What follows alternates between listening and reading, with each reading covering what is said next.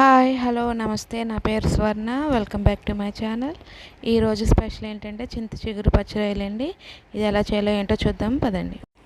ముందుగా చింత చిగురు అనేది తీసుకోవాలండి. ఇట్లని కొంచెం కాడలు లాంటివి వస్తాయి, అవన్నీ ఈసులు అంటారు కదా, అవన్నీ వస్తాయన్నమాట. అవన్నీ తీసేసుకొని శుభ్రం చేసుకొని పక్కన పెట్టుకోవాలి. 1/2 కేజీ పచ్చిరొయ్యలండి. 1/2 కేజీ పచ్చిరొయ్యలకి చింతకూర ఒక 30 రూపాయలు చింతకూర తీసుకుంటే సరిపోతుందండి. నేను పచ్చిరొయ్యలని చింతకూరను కూడా శుభ్రంగా క్లీన్ చేసుకుని పెట్టుకున్నాను. ఇప్పుడు స్టవ్ ఆన్ చేసి కళాయి పెట్టి అందులో 1 టేబుల్ స్పూన్ ఆయిల్ యాడ్ చేసుకోవాలి. ఇప్పుడు ఇందులో చింతకూర ఉంది కదండి, దాన్ని కడిగి ఆల్రెడీ మనం పక్కన పెట్టుకున్నాం కదా, దాన్ని వేసుకుని ఫ్రై చేసుకోవాలండి. చూసారు కదా, ఈ రంగు వచ్చేంత వరకు కూడా ఫ్రై చేసుకొని స్టవ్ ఆఫ్ చేసుకుని పక్కన పెట్టుకోవాలండి. దీన్ని చల్లారనివ్వాలి. ఇది పూర్తిగా చల్లారయ్యే వరకు పక్కన పెట్టుకుందాం. ఇప్పుడు అదే ప్యాన్లో చింత చిగురు వేపుకున్నాం కదా, అదే ప్యాన్లోనే 4 టేబుల్ స్పూన్ల ఆయిల్ వేసుకోండి. ఇది ఆయిల్ కొంచెం వేడయ్యాక పచ్చిరొయ్యలు ఉంటాయి కదా, వాటిని కూడా వేసుకొని ఫ్రై చేసుకోవాలి. వాటర్ అంతా మొత్తం ఎవాపరేట్ అయిపోయి ఆయిల్ అనేది పైకి వస్తుంది కదా, అప్పటి వరకు రొయ్యల్ని ఫ్రై చేసుకోవాలండి. రొయ్యలు ఫ్రై చేసుకోవడం వల్ల టేస్ట్గా ఉంటాయి. అదేవిధంగా పచ్చివాసన ఏమైనా ఉంటే కనుక పోతుంది. కాబట్టి నేను ఒక 3 ఉల్లిపాయలు అనేది పెద్ద సైజు అయితే తీసుకున్నానండి. మీకు చిన్ని అయితే ఒక 4 అయితే తీసుకోండి, పెద్దవి అయితే 3 సరిపోతాయి. రొయ్యల్లో ఉల్లిపాయలు ఎక్కువ వేసుకుంటేనే బాగుంటాయండి. చూసారు కదా, ఆయిల్ అనేది తేలింది.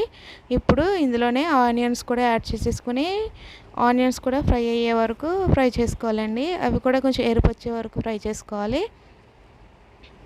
చూసారు కదా, ఈ మాదిరిగా కూడా ఆనియన్స్ అనేవి ఫ్రై చేసే వరకు ఉంచుకోవాలండి.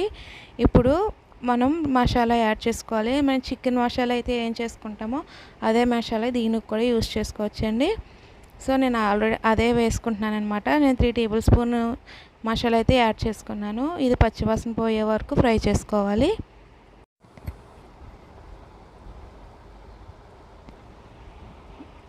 పచ్చివాసన ఉండకూడదండి, మొత్తం పచ్చివాసన పోయే వరకు కొంచెం వేగి ఆయిల్ తేలుతుంది కదా, అప్పటి వరకు ఫ్రై చేసుకోవాలి.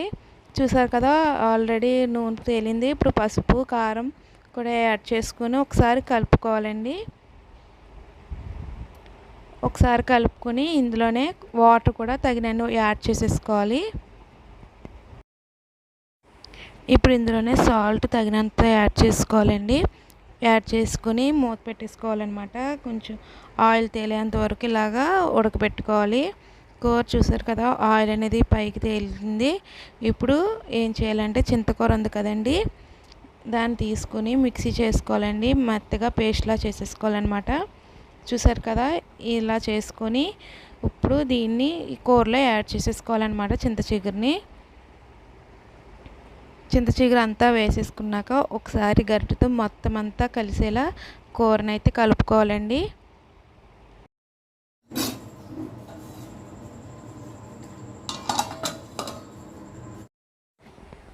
ఇలా కలుపుకున్నాక కొత్తిమీర కూడా యాడ్ చేసేసుకొని బాగా కలుపుకోవాలండి. ఇప్పుడు మూత పెట్టేసుకొని దీన్ని కూడా దగ్గరగా అయ్యే వరకు ఉడికించుకోవాలండి.